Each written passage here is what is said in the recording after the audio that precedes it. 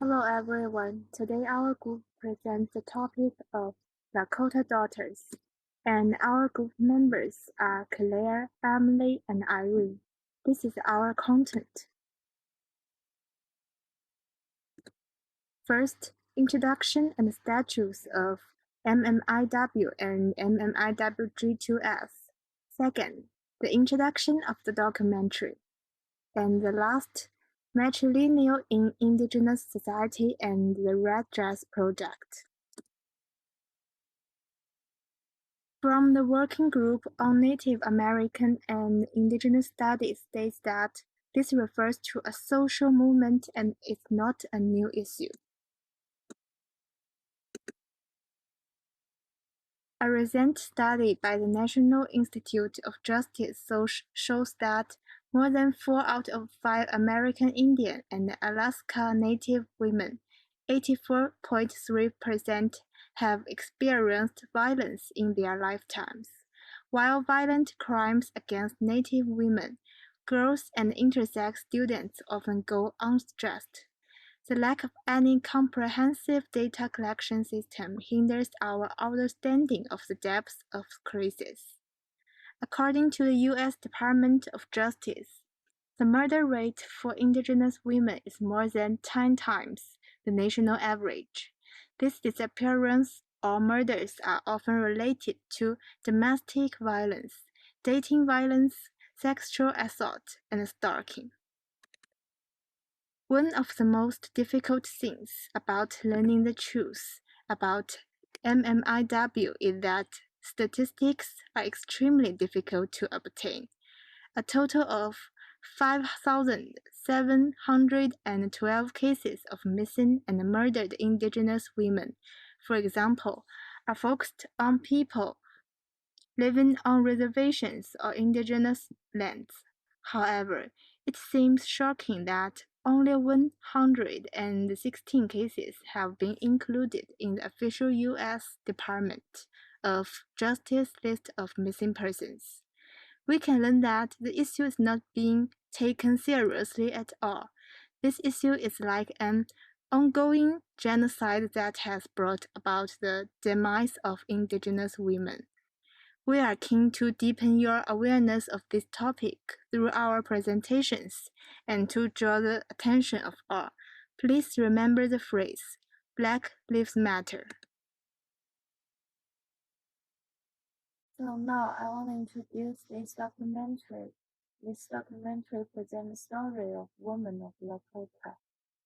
In Indian culture, women are strong and do not even shed tears. In other words, they do not show their emotions and always give strength to their family members.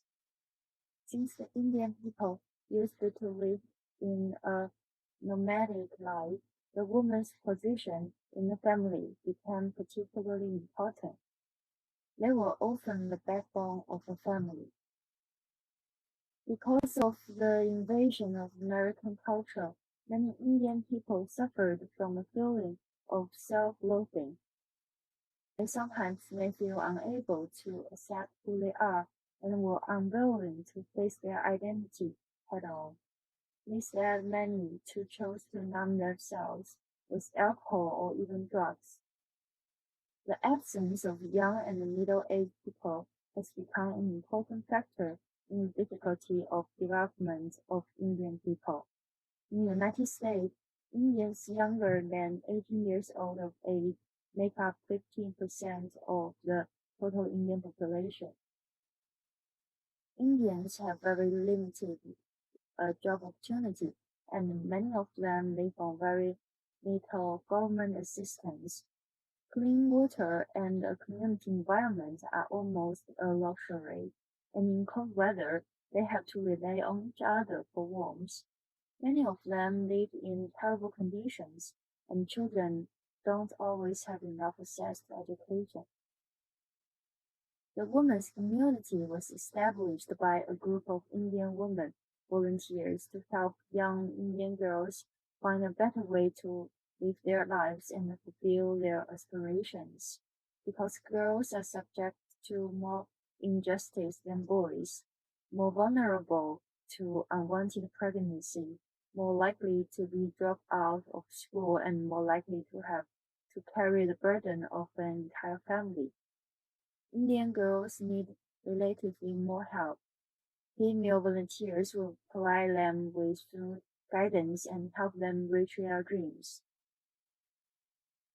American Indian activism has united them, and they will not yield despite the loss of their culture, language, and traditions to the United States government. They will gather to sing about their people and listen to Indian elders tell their history, which was an important way for them to preserve and pass on their history. Next, I will give you a brief introduction about the Matrilineal Society of Indigenous People and the Red Dress Project.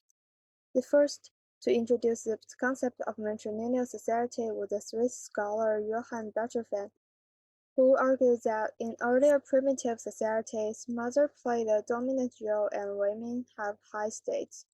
Later, the American scholar Louis Henry Morgan used the existence of a matrilineal society among the Iroquois and indigenous people of Canada as an example, and further discussed and elaborated on Beethoven's claim that the primitive matrilineal clan was a pre-patriarchal stage of all civilized peoples, thus proposing a system of development of primitive society from matrilineal to patrilineal.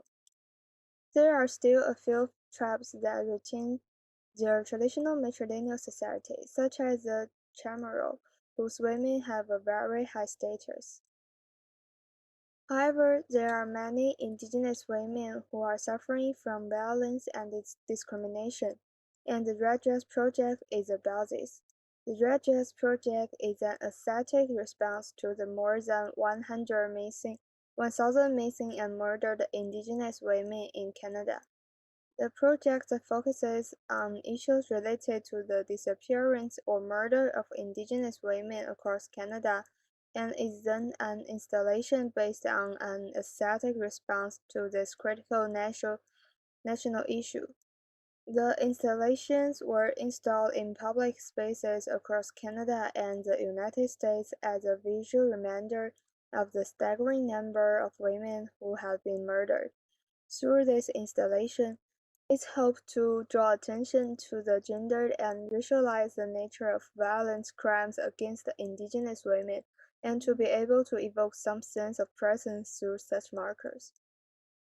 That's all we have for the presentation, and we hope to give you a deeper understanding of the women of Indigenous people. Thanks for listening.